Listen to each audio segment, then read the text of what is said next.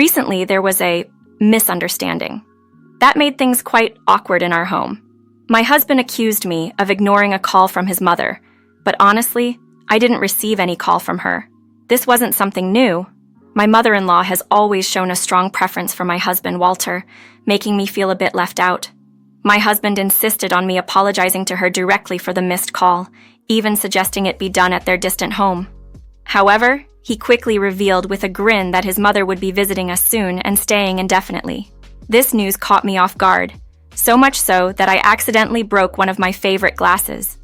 The thought of rearranging our home to accommodate her, particularly giving up my rarely used study, didn't sit well with me. Walter's insistence that everything be ready for his mother's arrival without any real explanation or discussion on the matter was frustrating. Since his father's passing, Walter's attachment to his mother seemed to grow stronger, sidelining our relationship. When he stubbornly suggested I didn't have a say in the matter since the house was inherited by him, I felt utterly disregarded. In a moment of defiance, I called a demolition company, planning to give Walter and his mother a shocking surprise by having the house demolished. Our relationship began quite romantically. We met at a corporate party where I was working for an event planning company, and he was an attendee. Our first interaction was him boldly asking to exchange contact information, which sparked an immediate connection between us. It was a whirlwind of emotions, leading to us eventually getting married. But now, facing these challenges, it's clear that love at first sight has its trials, especially when familial dynamics come into play. We ventured out for a meal, and despite my initial reservations about his reliability, Walter surprised me by asking me out. I agreed, delighted by the proposal. Despite being 2 years his senior, Walter had a youthful energy that made me feel completely at ease around him. Just 8 months into our relationship, we took the significant step of getting married. However, after our marriage, I noticed a stark change in Walter's behavior. One day, Walter mentioned that his mother wished to meet me. The news caught me off guard due to its suddenness, but given we had a day off the following day, it seemed like an opportune time. I've always found my mother-in-law to be somewhat challenging, a sentiment that was solidified during our initial meeting before our marriage. Upon arriving at Walter's parental home, his mother scrutinized me thoroughly, making me feel quite uncomfortable. During our marriage introduction, Walter was noticeably quieter, especially in the presence of his father, who played a dominant role in the family dynamics. It was revealed to me that Walter had always been overly dependent on his mother, a side of him I was unfamiliar with. My interest in learning more about Walter's childhood led to engaging in conversations with my father-in-law, much to the displeasure of my mother-in-law. Despite the initial tensions, our marriage received approval, largely thanks to my father-in-law's endorsement. This resulted in us spending the night at their place, where I bonded further with my father-in-law over drinks. Through these conversations, I gained insight into Walter's lack of confidence and his father's attempts to address it. My father-in-law expressed his hopes that I would take good care of Walter, marking the beginning of an improvement in our relationship. However, the evening took a turn when I realized Walter had vanished, and his mother was nowhere to be seen either. Unbeknownst to me at the time, this disappearance hinted at Walter's deep-seated issues. My father-in-law eventually succumbed to the effects of the alcohol, while I was left to face the stern criticism of my mother-in-law, who made it clear that I was to adhere to her guidance and take special care of the sensitive Walter. The next morning, the expectation for me to step up in my mother-in-law's absence was made clear. It was then I decided to confront Walter about whether he was indeed a mama's boy, a question that seemed to unsettle him. He dismissed the notion, suggesting I was overthinking his father's comments. Yet, I couldn't shake off my concerns, especially after an incident that exposed the complex dynamics of Walter's family. We were called to visit Walter's parents' house unexpectedly, an invitation that had never occurred since our marriage. This prompted me to suspect that something significant was underway, especially considering the warm reception Walter received from his mother upon our arrival, a warmth that was notably absent from me. The visit underscored the unique and challenging relationship dynamics within Walter's family, revealing deeper layers to our marital and familial interactions. I found myself puzzled about my presence at Walter's family home when I noticed my father-in-law was missing. On inquiry, I learned he was likely at the hospital, which seemed to barely concern my mother-in-law. Her indifferent response puzzled me further, and when I sought Walter's support, he seemed more interested in the cake his mother had made than in the family situation. Then came an unexpected request. Walter and his mother planned to go out, leaving me to watch the house. This was explained as a favor to my father-in-law, who would worry if the house were left unattended. Despite my reluctance, they left, assuming I'd find ways to entertain myself. Feeling abandoned and with no particular desire to do anything, I awaited their return. When my father-in-law finally came home, he was surprised to find them gone, especially since he hadn't been informed of their visit and had planned a hospital visit that day. His speculation that my mother-in-law might have intentionally planned this during his absence struck me as alarming. He suggested we exchange contact information to stay connected in case of future incidents, a proposal I welcomed amidst the growing concern for our family dynamics. Our wait for Walter and his mother's return was in vain. After receiving a late call from Walter, informing me they had decided to stay overnight at another house and implying I shouldn't bother returning, I was left astonished and hurt. Their blatant disregard for my feelings and the lack of communication was unsettling.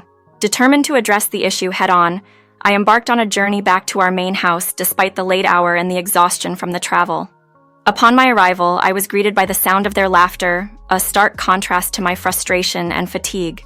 Resolute to confront them, I approached, ready to express my discontent and seek explanations for their actions and the underlying disregard they seemed to have towards me. Upon seeing Walter and his mother nonchalantly in the house, my frustration boiled over. "What are you two doing here, acting as if everything's normal while leaving father-in-law alone in such a state?"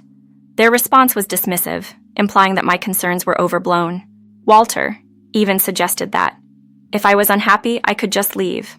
This struck a nerve, especially since the house we were in was one my late father had built with the remainder of his savings after my mother's passing. It was more than just a house to me. It was a legacy and a reminder of my father's love and hard work.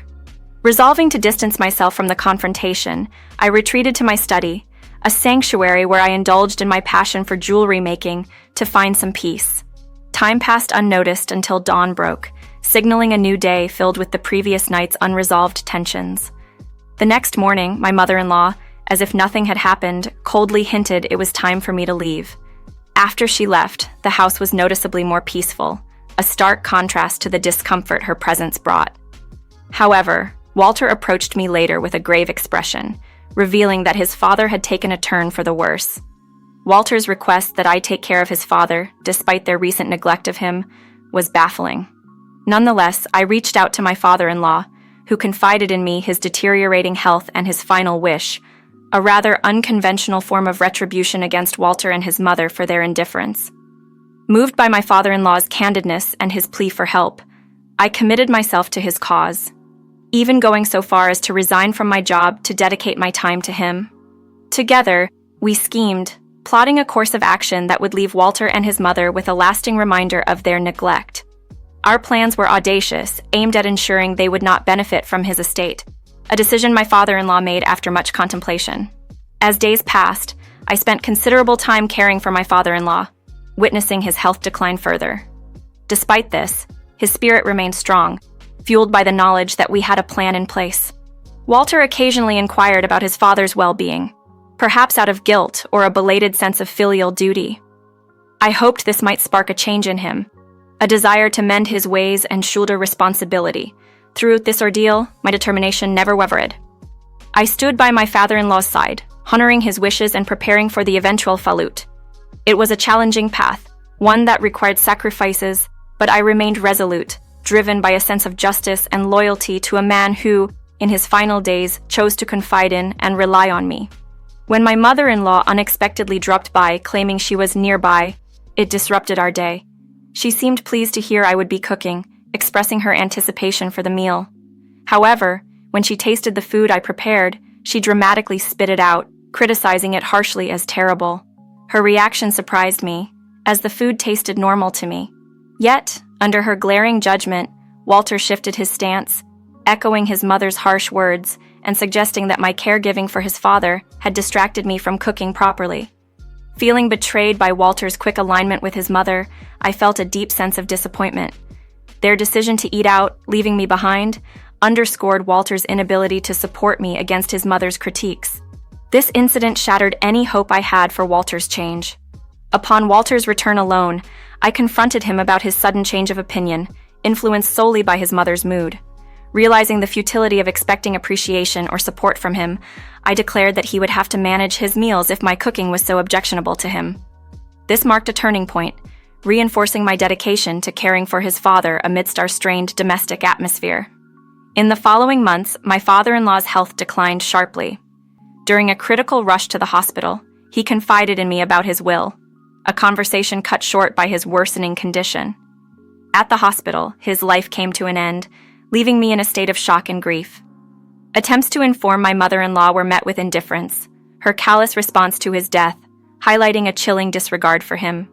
Neither Walter nor his mother visited the hospital, a clear indication of their feelings towards the man who had just passed away. Their absence during such a critical time was a stark revelation of their true characters, further distancing me from them emotionally. The subsequent funeral arrangements, minimal and driven by my mother-in-law's frugality, did little to honor my father-in-law's memory. This lackluster funeral only added to my growing resolve to reconsider my place in this family, contemplating divorce as a viable option to escape the toxic environment. In the end, the experience of losing my father-in-law not only exposed the depth of indifference within my husband and his mother, but also propelled me towards seeking a new path for myself, away from the negativity and lack of empathy that had come to define my married life. After the funeral, a deep sadness weighed on me, making every day feel heavier than the last. Amidst this gloom, I received a call from someone claiming to be a lawyer, reminding me of the last conversation I had with my father-in-law in the ambulance. Agreeing to meet, I visited the lawyer's office to hear the reading of my father-in-law's will. The will revealed unexpected details that I thought could serve as leverage against my husband and mother-in-law. Returning home, my husband confronted me, accusing me of ignoring a call from his mother, a claim I found baseless since I hadn't received any calls from her. This was just another instance of him siding with his mother, leaving me feeling more isolated. His announcement that his mother would be visiting soon only added to my frustration, especially when he suggested using my personal space to accommodate her. His insensitivity, coupled with my recent discovery of the will, left me feeling utterly disregarded. In a moment of clarity, I realized that conversations with my husband were futile. He was too preoccupied with pleasing his mother. Deciding to take control of the situation, I contacted a demolition company, misleading my husband into thinking I was organizing a sale of unwanted items. With him convinced to pick up his mother, I used the opportunity to make significant changes. I began by packing up my belongings and clearing out any of John's items that could be sold or recycled. After tidying up, I visited a real estate agent to find a new place to stay temporarily, considering the time it would take to settle the inheritance. I found a suitable room and signed the rental contract on the spot, ensuring I had somewhere to move to the next day. That night, I spent one last time in the house that my father had left me. It was a poignant farewell to a place filled with both cherished and painful memories. Despite the sadness of leaving, I was determined to start afresh, confident in the knowledge that I would one day build a new home on my terms. This decision was not just about finding a new place to live. It was about standing up for myself and setting the stage for a future where I could live independently, free from the shadows of those who had taken me for granted. After transitioning to my new home, I oversaw the demolition of the old house, a significant step in fulfilling both my sense of retribution and the wish of my late father-in-law. Not long after the demolition commenced, I received a frantic call from Walter and his mother, bewildered by the unfolding events and urgently demanding explanations. Upon meeting them at the demolition site, I was immediately confronted by Walter, incredulous at the sight of his childhood home being dismantled. I explained that this act was both a form of revenge and a fulfillment of his father's last wish, much to his dismay.